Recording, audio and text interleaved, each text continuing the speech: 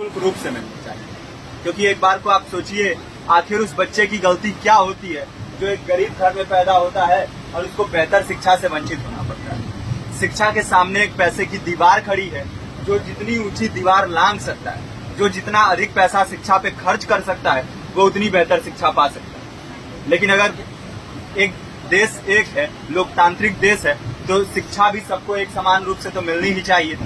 आज परिस्थिति ये है कि एक तरफ तो प्राइवेट स्कूल हैं जो लूट के अड्डे बने हुए हैं, वहां पे आप एडमिशन कराने जाएंगे तो सिर्फ एडमिशन के नाम पे ही आपको 10,000 20,000 रुपए देना होगा। और कमीशन खोरी का ऐसा धंधा है कि कॉपी, किताब, टाई, बेल्ट, ड्रेस, जूता कहाँ से खरीदना है ये आप नहीं तय करेंगे वो प्राइवेट स्कूल वाले। यानी आम लोगों की मेहनत की आखिरी कौड़ी उनके जेब से वसूल लेना चाहते हैं। और दूसरी तरफ सरकारी स्कूलों में न तो पर्याप्त टीचर हैं, न पर्याप्त बिल्डिंगें। 2019 का ही ये पुराना आंकड़ा है कि हर 100 में से 52 स्कूलों में या तो एक टीचर है या 2 टीचर हैं। और उन्हीं टीचरों के ऊपर जिम्मेदारी थोप दी जाती है कि जनगणना करो, मतगणना करो, पशुगणना करो, तमाम काम करवाए जाते हैं। और 19 के बाद से तब से कितने टीचर रिटायर हुए होंगे और 18 के बाद से कोई टीचर की वैकेंसी भी नहीं है। आप खुद भी सोच सकते हैं ये परिस्थिति और कितनी बिगड़ी हो। इसीलिए हम लोग ये मांग उठा रहे हैं, चाहे कोई राष्ट्रपति का बच्चा हो या किसी मजदूर का, सबको शिक्षा एक समान मिलनी चाहिए और निःशुल्क रूप से मिलनी चाहिए। प्रेमचंद ने अपने दौर में भी कहा था कि एक सभ्य समाज में ऊंची से ऊंची तालीम मुफ्त होनी चाहिए और इसका पूरा खर्च गवर्नमेंट को उठाना चाहिए। क्योंकि हमारे देश को फौज से ज्यादा आवश्यकता तालीम की है। और शिक्षा से जुड़ता हुआ ही दूसरा मुद्दा हम लोग उठा रहे हैं। दूसरा मुद्दा है रोजगार का। रोजगार की परिस्थिति ये है कि आज सरकारी सेक्टर हो या प्राइवेट, सब कुछ ठेका संविदा के हवाले किया जा रहा है। परमानेंट नौकरियां लगातार घटाई जा रही है। इसी रेलवे में 1995 के आसपास लगभग 18.5 लाख कर्मचारी काम करते थे, लेकिन आज उनकी संख्या 12 लाख है।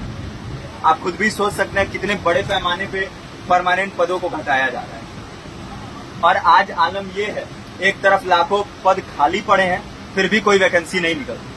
जो वैकेंसियां निकलती हैं उनमें भ्रष्टाचार होता है, पेपर लीक हो जाते हैं।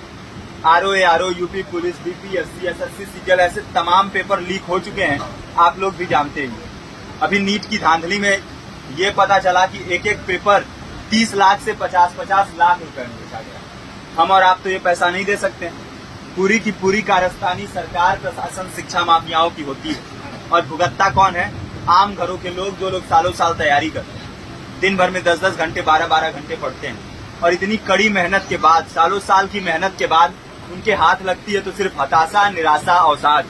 बहुत से छात्र नौजवान जो इस बेबसी में, इस डिप्रेशन में नहीं जी पाते, आत्महत्या तक के कदम उठा लेते हैं। लेकिन ये देश की विडंबना है कि टीवी चैनल, अखबार, मीडिया, नेता, मंत्रियों के लिए कहीं ये कोई मुद्दा नहीं है। उनके लिए मुद्दे हैं तो जाति, धर्म, रंग, नस्ल, अगड़ा पिछड़ा।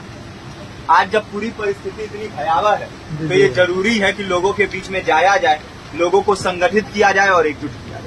क्योंकि आज अगर अपने मुद्दों पर बोलेंगे नहीं तो कल को ये परिस्थिति और बिगड़ेगी। हो सकता है ले देके अपनी जिंदगी तो हम लोग काट ले जाएं, लेकिन आने वाली पीढ़ियों को क्या भविष्य देके जाएंगे, ये भी सोचने वाली बात है। हमारे साथी ने आपको पर्चा दिया है, पर्चा आप तक पहुंच गया है।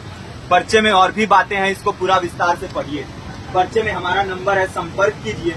फेसबुक का, इंस्टाग्राम का लिंक है, आप वहां पे जाएंगे तो आपको पता भी चलते रहेगा कि लगातार किन किन माध्यमों से हम इस अभियान को चला रहे हैं। नुक्कड़ नाटक, संगीत, शिक्षा सहायता मंडल, लाइब्रेरी, तमाम माध्यमों से इस अभियान को चला रहे हैं और कोशिश कर रहे हैं कि बड़े से बड़े पैमाने पर हर जगह पे लोगों को संगठित किया जाए और एकजुट किया जाए। आपके बीच भी आए हैं, आपका साथ और सहयोग दें। साथ इस रूप में कि आप भी हमारे इस कारवां और इस मुहिम से जुड़िए।